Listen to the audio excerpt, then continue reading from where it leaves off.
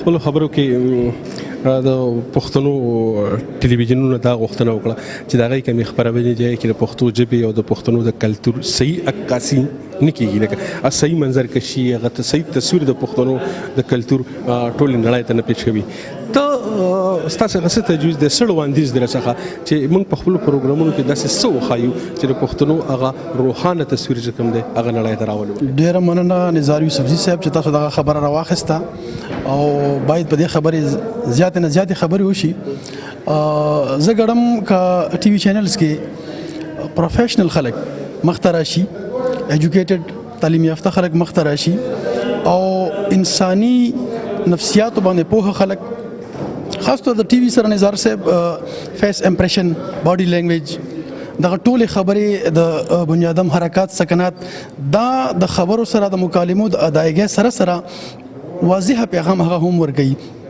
مونږ ګورو چې زمونږ چینلونو کې ډېرو چینلونو کې بهرحال موږ خو د پښتو خبره کوو چې هغوی خپله خبره کوي نو د هغوی د مخ تاثرات د هغوی سره ملګرتیا نه کوي، د هغوی باډي لینګویج انتهایي د لو لیول وي.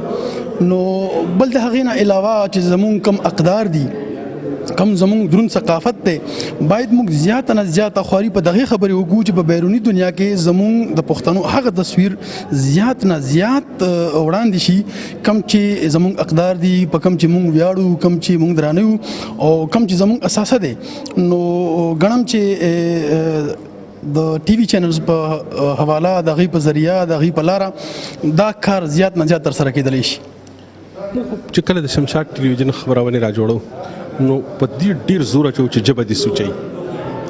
موږ شمشاد ټلویزیون همیشه په دې تاوان کې دی چې زموږ خپرونې کې موږ هغه څیزونه نشو کولی چې په کومو موږ ته بزنس میلاویږي، په کومو موږ ته پیسې میلاویږي. موږ کوشش دا کړی دی چې همیشه دا د لر او بر د پښتنو ملي سنګر دی، صرف یو ټلویزیون نه دی.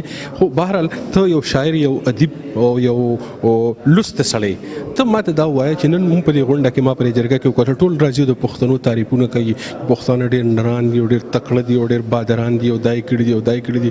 خو زه چې کله د پښتنو تاریخ ته ګورم او په دې اوسني وخت کې پښتنو ته ګورم ماته څه تکړه والی، څه بادري نه ښکاري. ما خو وختي په خپلو خبرو کوم چې سکولونه روانېږي نن په سلو کې په اویاو پښتنو د خپله ژبه لیکل او لوستل نه ورځي. 15 لکه پښتانه په کراچۍ کې دي، هغه یو پرایمري سکول نه لري.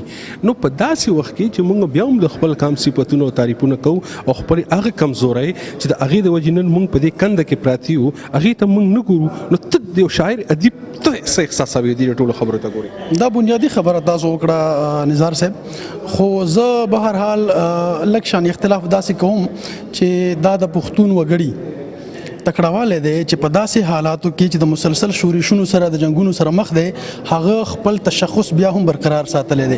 حالانکه کمزوري قومونه یا هغه خلک چې هغه خپل بنیاد مضبوط نه لري هغه په داسې حوالو سره کافي مسخ شي او د هغوی چې کم خدوخال وي هغه وران شي.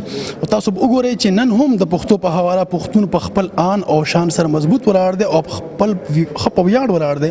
خو دغه خبرې له راځمه دا د وخت تقاضا ده که موږ نن د وخت تقاضې ونه پېژندې او په جدیدو خطوطو موږ خپل ژوند استوار نه کوو بشمول د دې چې موږ اسلامي اقدار او پښتني اقدار د هغې سره شامل وساتو او مخ په بره د نوي دنیا د نوي ژوند سره هم آهنګ لاړ شو، اوږه په اوږه لاړ شو، دغه زموږ د ارتقا لاره ده. که موږ چېرې ووایو چې نه موږ د بدستور همغه په د قدیمې زمانې په روایتونو کې، په رواجونو کې، په رسمونو کې ژوندي یو، نو دا زموږ د جهل لاره ده او دا زموږ د پستۍ موږ به لا پرېوځو او خدای دې نه کړي زموږ تشخص مسخ کېږي د دې سره.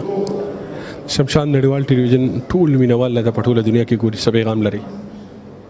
زما پیغام د مینې دی پښتون وګړي ته چې نن څومره د دې جذبې معنوي طور چې د روح سره د دې جذبې پیژندګري وشي او په خپل زړه کې ځای کړي او خپل نفرتونه، خپل رنجشونه، کدورتونه ټول ووینځي د محبت په اوبه. نو زه ګڼم چې کله هم دا ضرورت پښتون ته دومره نه دی پاتې شوی څومره چې نن دی چې هغه یوه آفاقي مینه د خپل پښتون ورور سره هم او د نورو مسلمانانو ورونو سره هم په دې پیمانه په دغه حواله ولري چې دغه پیغام چې خور شي نو خور به شي. ډېره مننه. ډېره مننه ستاسو. تشکر.